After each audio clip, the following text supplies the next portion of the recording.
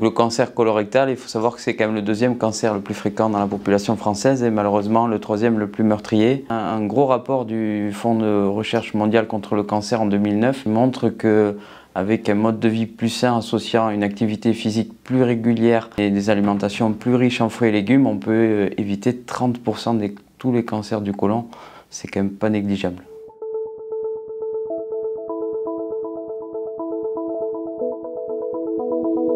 Ça concerne essentiellement les personnes après 40-50 ans, sauf ceux où il y a des antécédents familiaux ou génétiques, où il faut faire des dépistages un petit peu plus tôt au cours de la vie. S'il est pris à temps, dépisté tôt, 9 cas sur 10 il va guérir, alors il faut se faire dépister.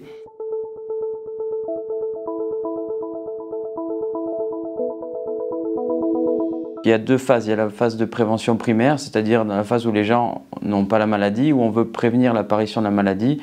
Ce qui est recommandé, c'est une activité d'environ 30 à 60 minutes par jour, d'intensité moyenne à élevée. Il faut retenir, moi j'aime bien donner ce détail-là, c'est une activité physique qui donne une sudation, qui vous fait suer. En fonction de votre état de forme, ça peut être simplement de la marche, ça dépend vraiment de l'individu. C'est pour ça que nous on est là pour adapter un petit peu les entraînements, donner des conseils de pratique. Et il y a la phase après où on s'adresse aux patients qui sont malheureusement diagnostiqués du cancer. La majorité de ces patients, on l'a vu parce que c'est un facteur de risque principal, ils sont souvent sédentaires. Or, on sait que plus on fait de sport, plus on va lutter contre la fatigue due au traitement anticancéreux. Donc on s'adresse à quelqu'un qui à la base ne faisait pas beaucoup de sport et qui malheureusement quand on va lui annoncer qu'il a un cancer du côlon, il va être encore plus sédentaire et encore plus fatigué du fait des traitements qu'on va lui imposer.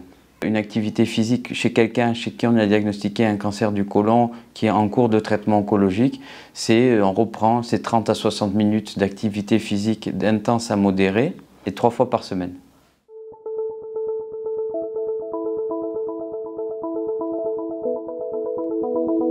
Le seul traitement efficace, je ne peux pas te donner de vitamines, je ne peux pas te donner de médicaments pour que tu ne sois pas fatigué après tes traitements. Par contre, d'aller marcher, d'aller en salle de sport, de faire des ateliers de sport adaptés, ça va te permettre d'aller mieux, ça va te permettre de te sentir mieux dans ton corps, d'avoir plus confiance en toi, d'être moins fatigué et de retrouver aussi un élan vital qui va t'aider à lutter contre la maladie et à mieux accepter les traitements qu'on te donne.